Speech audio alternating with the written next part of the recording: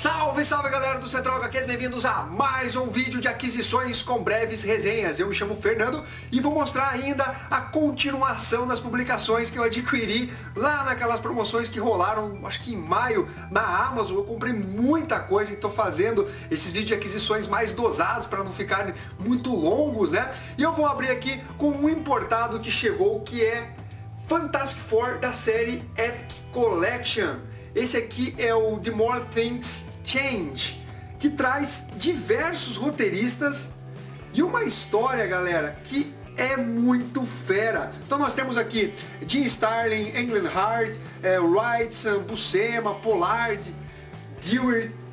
Olha só, essa é uma publicação que compila as edições de Fantastic Four 308 a 320, o anual número 21, Incredible Hulk 350 e a Marvel Graphic Novel Hulk e Coisa de Big Chance. Essa publicação, essa Graphic Novel, ela saiu aqui no Brasil pela editora Abril Jovem.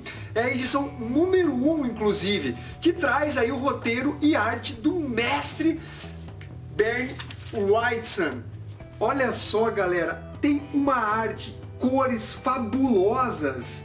Ele é um dos grandes mestres do terror, um dos grandes mestres dos quadrinhos. E essa história é divertidíssima. Quem tem a edição brazuca dela, que saiu num álbum maior do que o formato americano, sabe do que eu tô falando. Tem pegada de humor, o Coisa e o Hulk aqui passando por situações muito cômicas. A arte e a narrativa do Wrightson é simplesmente genial, né? Ele é falecido e inclusive tinha prometido uma segunda graphic novel envolvendo o Incrível Hulk, mas que nunca foi concluída. Então é uma pena, né? E além disso, esse encadernado aqui, que traz momentos muito importantes de determinadas séries, nós temos aqui o Coisa Espinhudo, né? Que foi quando o Coisa tomou a segunda dose de radiação cósmica e a Miss Marvel se tornou a Coisa. Então você tem tudo isso dentro dessa publicação aqui, ó, olha. Além do confronto que foi sensacional do Hulk cinza com esse Coisa que ficou mais poderoso por conta dessa segunda dose de raios cósmicos. E tem a participação do título do Incrível Hulk, eles se enfrentando, e o Coisa tá bem mais poderoso, e o Hulk cinza é uma das versões mais fracas. Aí o Peter David criou uma história muito foda. E além disso, nós temos aqui algo relacionado ao Beyonder, que saiu dentro dessa série do Quarteto Fantástico. Foi a época que colocaram o Beyonder como um cubo cósmico. Sim, ele, junto com o Homem Molecular, nós temos o Kubrick, temos o Figurador. A gente sabe que, na verdade, o Beyonder teve diversas origens, cubo cósmico, inumano, enfim, cada hora ele é tratado de uma forma. E aqui foi a versão que colocaram do Beyonder como um cubo cósmico. Vamos dando sequência aqui agora. Intrusos, publicação da editora Nemo de Adrian Tomini. Publicação essa que saiu num formato um pouco menor do que o americano, são poucas páginas, uma publicação muito elogiada. Comprei basicamente porque eu vi algumas resenhas falando bem desse material aqui. Minha coisa favorita é Monstro, publicação da editora Quadrinhos na Companhia, série vencedora do prêmio Eisner de Emil Ferris. É uma publicação muito bonitona, eu já vi a arte interna dela, apesar desse álbum estar fechado, eu vi na internet e tem uma arte realmente muito diferente, até a forma de narrativa é um trabalho realmente diferenciado e que eu pretendo resenhar para vocês. Agora vamos de Marvel Comics, começando por duas publicações do Doutor Estranho. Essa aqui é uma continuação da fase do Donny Cates, o segundo volume, que é Cidade do Pecado. Eu já resenhei o primeiro volume, achei muito foda esse volume, melhor inclusive do que a fase anterior, que foi escrita pelo Jason Aaron. O Donny Cates fez um trabalho realmente muito bom. E depois nós temos esse outro encadernado que saiu ao mesmo tempo do que essa outra publicação aqui, que é Da Nação, que vai compilar uma minissérie. Tem os roteiros também do Donny Cates junto com o Nick Spencer. Então são duas publicações que devem ganhar resenha muito em breve aqui no canal Central HQs. A saga de Thanos, enfim, está nas minhas mãos. Na verdade já estava, porque estava guardado ali, mas eu estava separando para fazer o vídeo de aquisições, né? Enfim. Aqui nós temos uma publicação que eu adoro. Para quem não sabe, a saga de Thanos, ela é uma publicação exclusivamente nacional. Foi compilada pela editora Abril Jovem, em formatinho 5 volumes. E a editora... a Panini Comics está trazendo agora no formato americano, com uma qualidade gráfica bem melhor. Para vocês terem uma ideia aqui, nós temos 448 páginas, compilando as edições de Fantastic Four 66 e 67, temos Thor 165 e 166, Marvel Premiere 1 e 2, Warlock 1 a 8, Incredible Hulk 176 a 178, Homem de Ferro 55, Capitão Marvel 25 e 27. É uma publicação que conta ainda com mais um volume. E galera, eu acho que vale muito a pena se você gosta dessa fase aí, eu diria até de ouro do universo Marvel, né? Não a fase de ouro dos quadrinhos, mas a fase de ouro do universo Marvel aí, com a criação do vilão Thanos. Demolidor Parte do Demônio, o run do Ed Brubaker, que é um espetáculo. Se você gostou da fase do Brian Michael Bendis, que também saiu nesse formato deluxe, você vai curtir demais a fase do Ed Brubaker, que mantém o mesmo nível do Brian Michael Bendis. Galera, é uma das fases mais sensacionais do Demolidor, um dos melhores runs dos quadrinhos Marvel. É uma publicação que eu não canso de indicar. Corra atrás da fase do Demolidor do Brian Michael Bendis, que também, como eu já disse, saiu nesse formato deluxe, e também continue com a publicação do Ed Brubaker, que substituiu o Brian Michael Bendis, mantendo o nível das histórias lá em cima. Conta com a arte do Michael Lark, que é o mesmo artista de Gotham Central. O cara detona na sua arte. Essa publicação tem 332 páginas, compila as edições 94 a 105 do Demolidor e também o anual número 1. Isso aqui é foda, galera, sério mesmo. Vingadores Essência do Medo, mais uma publicação no formato deluxe da editora Panini Comics, mas galera, não confundir esse material com aquela saga Essência do Medo. Elas estão interligadas, mas não trata-se do mesmo material. Inclusive, Essência do Medo já saiu também nesse formato deluxe. No caso, nós temos as repercussões dessa saga Essência do Medo no título dos Vingadores, escritas pelo Brian Michael Bendis. Então nós temos aqui a compilação de Avengers 13 a 24 e Avengers 24.1. É uma saga interessante aí que envolve Asgard, um Thor, né? O lance dos indignos. Eu curti, não é memorável, uma coisa fenomenal, mas foi uma saga bacana do universo Marvel. Agora vamos de DC Comics, começando por selo Vértigo com Inimigos Imaginários. Publicação que conta com Tim Seeley, Stephen Monar e Quinton Winter. Material aí que traz mais uma publicação dessa leva mais recente de materiais do selo Vértigo, que na verdade não são lá grandes coisas, mas eu tô tentando comprar essas publicações que são mais curtinhas e ver se algo se salva diante de tantos materiais aí que na verdade são medianos para baixo. E agora, DC Comics normal. Gavião Negro volume 1, do Robert Venditti nos roteiros e Brian Hitch na arte. Brian Hitch é sensacional desenhando, né? Pelo menos quando ele quer. Então agora nós temos a série do Gavião Negro saindo encadernado, ao invés de mensal, mix de publicações da DC Comics. Essa edição é de Hawkman 1 a 6, são 152 páginas. Eu quero ver se eu consigo resenhar em breve essa publicação para vocês. Lex Luthor, biografia não autorizada, publicação da editora Panini Comics, que relançou esse material em capa dura. A primeira versão foi da editora Abril Jovem, conta com os roteiros do James D. Hudnall e Eduardo Barreto com Adam Kubert. Essa capa aqui é muito fera, se bem que o Lex Luthor está parecido mais com o Rei do Crime aqui na capa dessa edição. Tá com reflexo porque ainda tá com o plástico essa publicação. Eu também pretendo resenhar em breve, são apenas 92 páginas, o que acaba facilitando uma resenha mais rápida aqui no canal. Para finalizar, Vilania Eterna, a primeira saga dos Novos 52, publicação encadernada da editora Panini Comics, conta com roteiros do Jeff Jones e arte do Dave Finch. É uma publicação que eu gostei dessa primeira saga DC Comics dos Novos 52, achei bem articulada, bem contada, não é também nada fenomenal, mas eu acredito que vale a leitura. Essa publicação compila em 240 páginas as edições 1 a 7 de Forever Evil, publicação que eu indico para vocês. E agora vamos às breves resenhas. Começando por Tex Willer, As Aventuras de Tex quando jovem. Esse aqui é o volume 4, A Caverna do Tesouro. Eu já resenhei os 3 volumes anteriores e você precisa ter lido o volume 1, o volume 2, o volume 3 para entender o que se passa nessa história.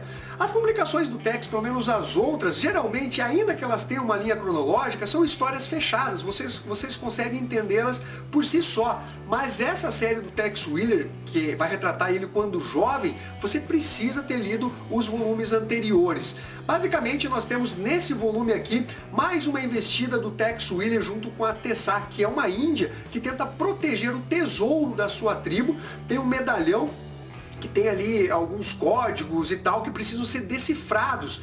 E aí nós temos o índio traidor, que é o Dente de Lobo, junto com o Coffin, que é um bandidão que quer saber só de dinheiro, que estão em busca desse tesouro.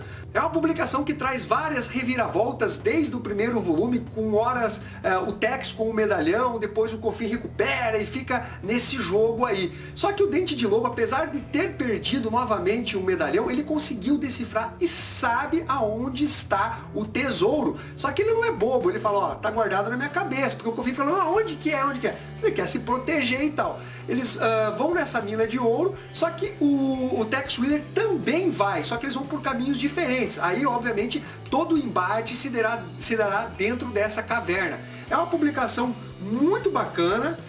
Quem gosta de Tex vai curtir o ritmo, todas as aventuras do Tex quando jovem, com uma arte simplesmente foda. O retrato do faroeste americano aqui é simplesmente espetacular. Olha a arte, todos os detalhes, os cenários, tudo muito bem feito, sem falar nas cenas de ação.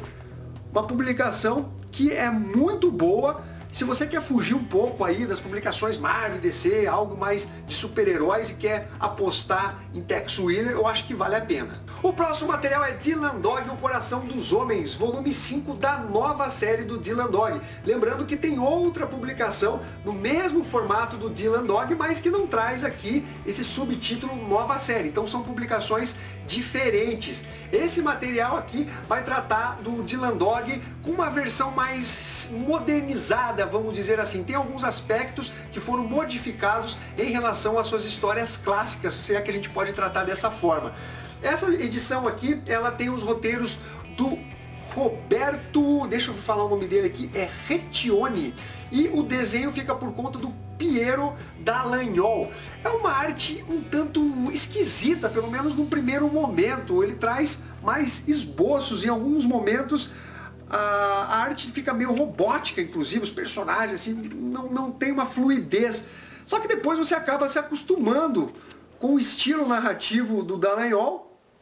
É uma publicação que vai narrar a história do amor aqui do Dylan Dog com uma determinada mulher que tem um pai um pouco, assim, na verdade, tanto pai e filha não são muito bem sãos da cabeça. Então ele se vê ali numa situação de romance com terror, com aquele pesadelo, né? Porque ele está sendo ameaçado pelo pai dessa garota, falando, olha, você vai só desgraçar a vida dela, você está dizendo que gosta dela. E ele fala, não, eu amei todas as mulheres que passaram pela minha vida, inclusive a sua filha. Ele acaba sendo sequestrado e ele precisa lidar com toda essa situação. Aí a história também traz alguns flashbacks, que inclusive melhoram até a arte do Dall'Agnol, fica algo mais esfumaciado e tal, o estilo artístico dele fica mais atrativo, vamos dizer assim. É uma história bem bacana, para variar, né, do Dylan Dog, ainda que eu não ache que seja uma história muito foda como as outras que eu li do personagem.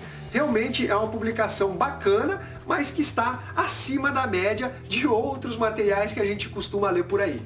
Agora vamos de DC Comics, publicações que estão saindo nas mensais da editora Panini Comics, que eu parei, como por exemplo o título do Batman, que é escrito pelo Tom King, e aqui eu vou falar das edições pós-casamento ou não casamento, né?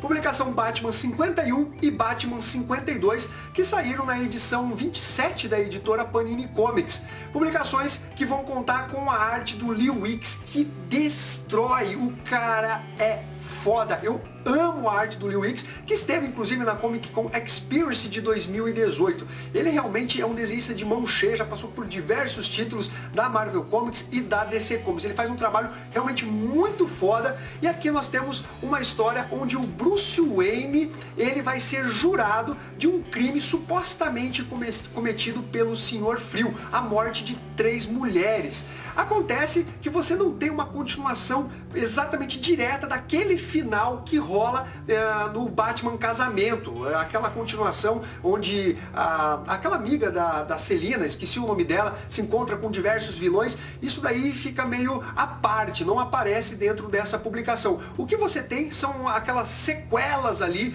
do Batman emo, todo sensível, que ficou abaladão agora e se tornou uma pessoa muito mais violenta, né, nas suas práticas aí de combate ao crime em Gotham City. Então, ele que acaba desvendando que foi o Senhor Frio que matou essas 3 garotas.